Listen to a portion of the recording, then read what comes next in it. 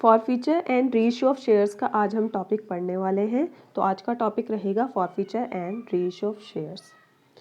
तो फर्स्टली हम ये समझ लीजिए कि फॉरफीचर ऑफ शेयर्स क्या होता है। तो जैसा कि आप स्क्रीन पर देख रहे हैं, forfeiture of shares mean cancellation of shares and seizure of amount already received. That mean कि फॉरफीचर ऑफ शेयर्स का मतलब होता है कि शेयर्स को हम कैंसिल आउट कर दें।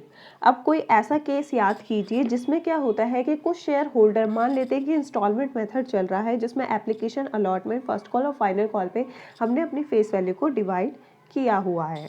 ठीक है, तो अगर कोई ऐसा शेयर होल्डर है जो एप्लीकेशन का अमाउंट दे देता है लेकिन उसके बाद की जितने भी अलॉटमेंट, फर्स्ट कॉल और फाइनल कॉल्स हैं वो नहीं देता, तो ऐसी सिचुएशन में कंपनी क्या करती है, उनसे कॉल अप करती है।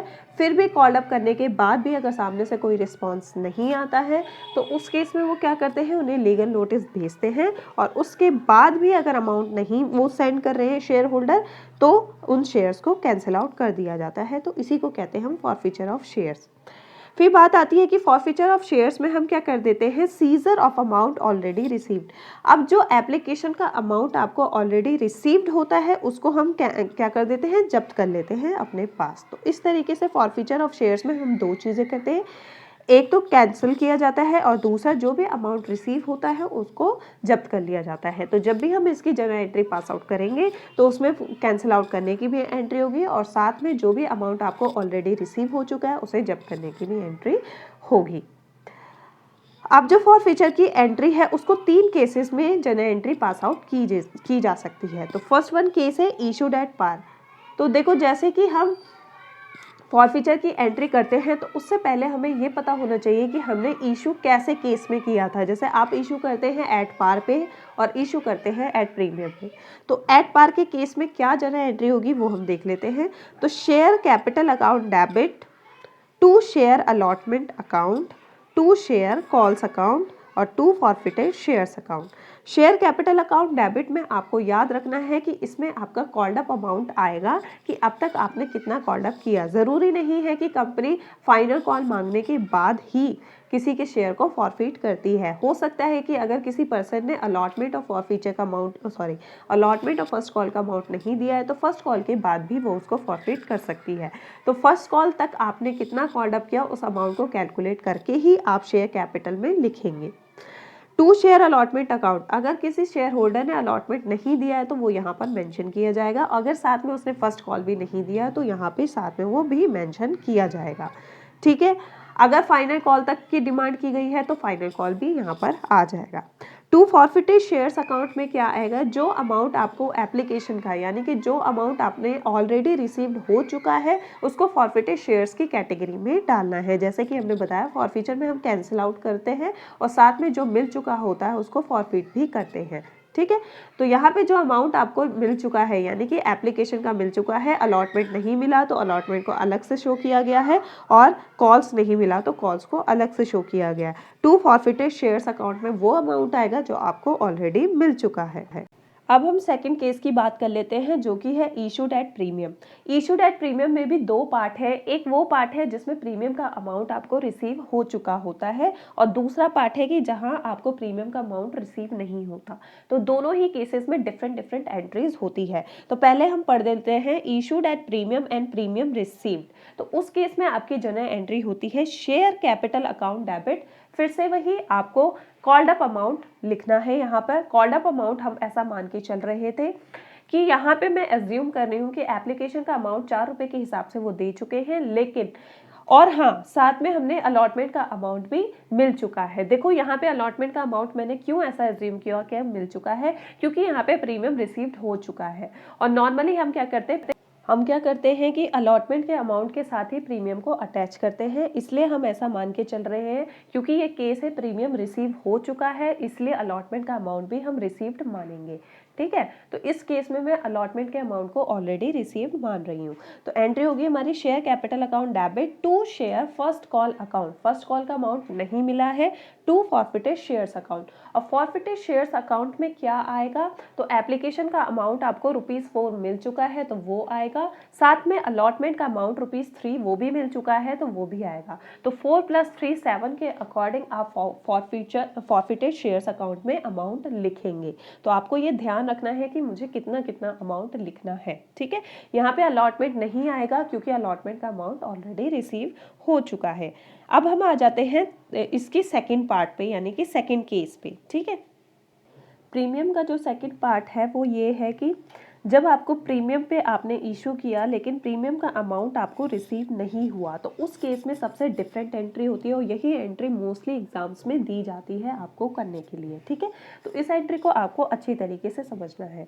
अब कंसीडर करें कि जब आपको प्रीमियम का अमाउंट मिलता था तब आप क्या एंट्री करते थे, बैंक अकाउंट डेबिट, है ना, टू शेयर अलॉटमेंट अकाउंट और to securities premium reserve account. मैं ये एंट्री आपको इसलिए याद दिला रही हूँ कि उस केस में जब आपको प्रीमियम का अमाउंट मिल रहा होता था तब हम एंट्री पास आउट करते थे सिक्योरिटीज प्रीमियम रिजर्व को क्रेडिट करके, है ना।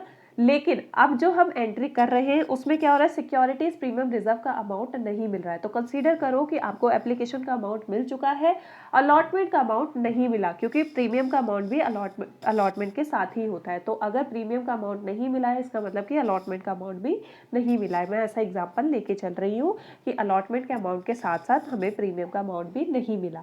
तो जो सिक्योरिटीज प्रीमियम रिजर्व पहले क्रेडिट होती थी अब वो डेबिट हो जाएगी क्योंकि वो नहीं मिली, ठीक है। तो एंट्री हो जाएगी हमारी share capital account debit as usual, जैसे प्रीवियसली दोनों एंट्रीज हुई है वैसी शेयर कैपिटल अकाउंट डेबिट हो जाएगी और इसमें कॉल्ड अप अमाउंट आएगा।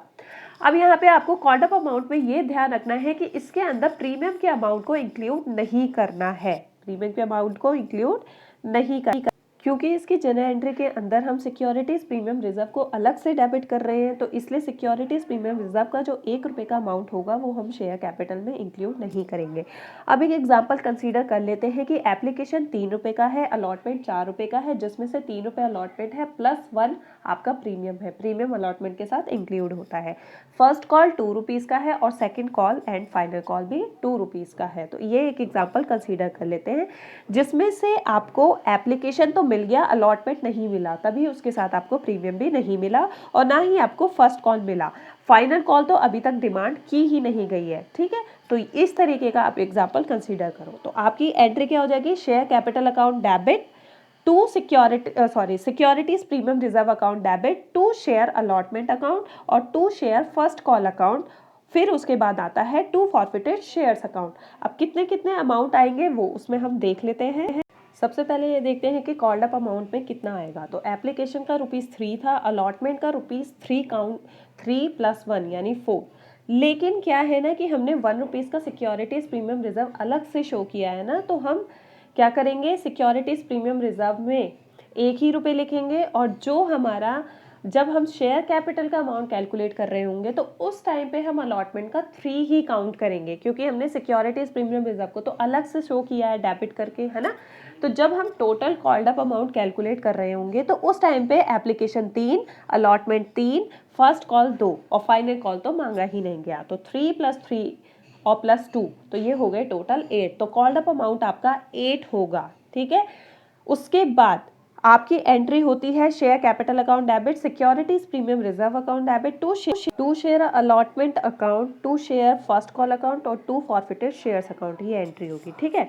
अब आपको एक चीज ध्यान देनी है कि शेयर कैपिटल में तो ₹8 होगा। कैसे होगा, ₹3 का एप्लीकेशन, ₹3 का अलॉटमेंट। यहाँ पे आपको प्रीमियम, क्योंकि आप एंट्री में सेपरेटली शो कर रहे हो, तो जब भी आप कॉल्ड अप अमाउंट कैलकुलेट करोगे तो उस टाइम पे आपको ₹1 का प्रीमियम नहीं लेना है। लेकिन ये तब होगा जब हम कॉल्ड अप अमाउंट कैलकुलेट कर रहे हैं। और फर्स्ट कॉल का अमाउंट आ गया 2, तो इस तरीके से आपका कॉल्ड अप अमाउंट हो गया 3 + 3 + 2 यानी कि टोटल 8 का आपका कॉल्ड अप अमाउंट हुआ, ठीक है। तो शेयर कैपिटल में आपको ₹8 के अकॉर्डिंग लिखना है। अलॉटमेंट, लेकिन जब आप टू शेयर अलॉटमेंट लिखते हैं तो टू शेयर अलॉटमेंट आप तब लिखते हैं जब आपको अलॉटमेंट का अमाउंट नहीं मिला और अलॉटमेंट के साथ आपको प्रीमियम का अमाउंट भी नहीं मिला, ठीक है। तो इस टाइम पे आपको 3 + 1 करके ही लिखना है। तो टू शेयर अलॉटमेंट पे आपको 4 लिखना है, लेकिन जब आप शेयर कैपिटल में ऊपर कॉल्ड अप अमाउंट कैलकुलेट कर रहे होंगे तो उस टाइम आपको अलॉटमेंट का सिर्फ ₹3 लेना है। ये बात आपको मेरी ध्यान से सुननी है, ठीक है। तो इस तरीके से आपकी ये एंट्री कंप्लीट हो जाती है। तो ये आपकी जनरल एंट्री है जब आप फॉरफीट करते हैं। नेक्स्ट वीडियो में हम देखेंगे कि किस तरीके से हम फॉरफीचर की एंट्री करते हैं और फिर उसे रीइशू करते हैं, तो वो मैं एक साथ ही बताऊंगी। तो तब तक के लिए thank you so much, thanks for watching, till then stay happy, stay blessed, bye bye and take care.